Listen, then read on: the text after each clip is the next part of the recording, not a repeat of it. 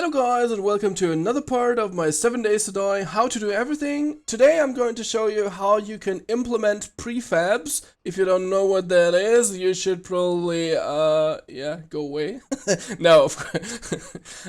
So you should so prefabs are like buildings that are prefabricated in files. So every single building is in 7 days to die is actually a prefab. So even these the mail posts that you see sometimes in the in the front of some houses are actually prefabs itself. So, the reason why I'm splitting this into two videos, so Navezgane and Random Gen, because Random Gen definitely is completely different to the Navezgane implementing. Navezgane is way easier to implement something at a specific area. And Random Gen, this is not really possible. But you'll see it anyway. So Navezgane, let me change actually the time back. There we go. So, I'm still in the same, as you see, in the same session of where I actually extracted the prefab, and we're going to take this prefab here and put it now over here, and this is going to vanish. So we want to have it somewhere here, I don't know. So, I just want to have it here, so this is where I'm going to put it. So, let me get rid of it, because I need to... So, are we standing on it? Yes. So, you need to stand on, of course, the block that you want to put it onto, because you only need one information this time. Open the console with tilde, or if we have Germans in this video here, then you need to hit Ö. And the stuff that you want to write down is LP. And now you need to write down this into Notepad or on a sheet of paper, or you just remind yourself. I'm pretty bad with numbers, so I'm going to write it down. So it is 478. Forget about the dot something. Don't forget. Then 61. This time we need the Z-axis as well. So it is 478, 61, and 202. And if you have written that down, that's actually all that you have to do. Just close your game, and as I have done it, we'll see us again. So, hello guys, we're back on my desktop again, and now we want to put the prefab into the prefab list. So, if you don't know that already, right-click 7 days to die in your library, properties, local files, browse local files, then you are opening the game itself, and we want to go to data, worlds, then the world we want to, and this, as I said, we're going to just show Navezgane. And then there's a prefabs.xml. Usually it would open in Notepad, but I don't really like to have Notepad, so I really recommend Notepad++. This is a program. You will see the difference. There we go. And you see here, everything is a little bit highlighted, and with the highlighting, it looks a little bit more organized as well. Usually the prefab list is way longer than I have, but you probably have seen that in the first part of the video, in the first, 1 minute or something, that Navezgane was completely empty, because this is usually what I do while I'm creating prefabs or showing guides. I am getting rid of every single building that is in Navezgane, just to show stuff. So as you can see, I have put in the Hydrox dinosaur already. This is something that I've shown you on the how to extract prefabs actually. And of course I needed one prefab to get the extraction, but we called our Hydrox dinosaur, I think it was Dino now. But this is something that I'm going to show you anyway, because we need it. But I would just want to go through the position and the other stuff first. So, decoration, never change this. Type, never change it. Model, never change it. Name, Dino. So name is the name of the prefab. But as I said, I'm going to tell you, or I'm going to show you where you can find these names. So, the position is 500. Nope, that's definitely wrong, because we want to have it, as I said, this is the numbers that we have written down. at 47, is it right? Or is it? Yeah, 478.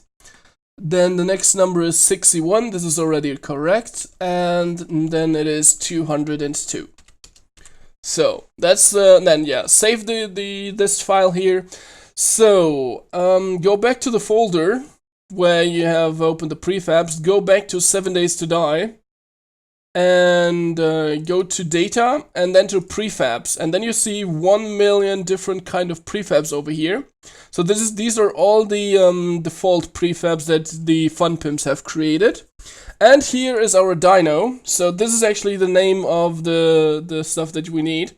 The XML file is required for the random world generator. You don't need the XML file for the for Navezgane, so only the dyno.tts. But yeah, it's only important what is in front of the dot. So for example, if we want to put down a cornfield nearby, actually we could do that. So I don't know, copy this one here, there we go, and F2, if you highlighted something, F2 is going to just mark the first part. This is quite comfortable. So then copy this and change this name here, of course. And of course, we don't want to have the cornfield spawn in the dyno, because the dyno is going to spawn first, because it is first in this list here. And then the cornfield would overwrite parts of the dyno, depending on how big the cornfield is. So we want to have it like 378. So we're going to fly over there then afterwards, as soon as I've showed you the dyno. So, yeah, that's actually all that you have to do already. That's all the magic. One more thing, because I have been in the world already where I want to put a prefab in, and if that's the case, you need to remove the region files, otherwise it won't load, because prefabs are just generated if one guy is approaching the area. And the area, as you probably know already, is divided into big squares of, I don't really know, I think it is 500 times 500. I could be wrong, it could be more. So you need to figure out in which area you are right now. Yeah, to delete the specific one, or as I do, I'm just removing everything. So documents, 7 Days to Die, saves, and as I said, Navezgane. We are on prefabbing, and we want to get rid of the region files. So as you can see, the region is 0, 0, 0, minus 1, 1, 0, and 1, minus 1 is already loaded. So I have been in these areas actually already, or they have been partially loaded already. So I just get rid of them all, because otherwise, as I said, so just let's imagine, so 0.0 is the area where I've been showing you the dinosaur, for example. And if I'm not going to remove this here now, the dino is not going to show up at all, because as I said, prefabs are only created if the area is not created already. So let's remove this here. And yeah, let's hop into the game. So we are in the game now. As you see, I just started it, so I did not even load it at all. So, and if I click on prefabbing now and start the server or start the game itself, building the environment, press enter, and bam, it is in front of me. So the reason why it is a little bit further away, so that it doesn't start here, is because I did not cut off the edges of the prefab itself. I'm going to show you that at the end of the video. So, but yeah, our prefab is there. So, and as I said, there is no second dinosaur. Let me fly actually. So there is no second dinosaur somewhere around. Only the one that I spawned in. And as I promised you, the campfires that I added to this prefab here are here as well now. 1, 2, and 3.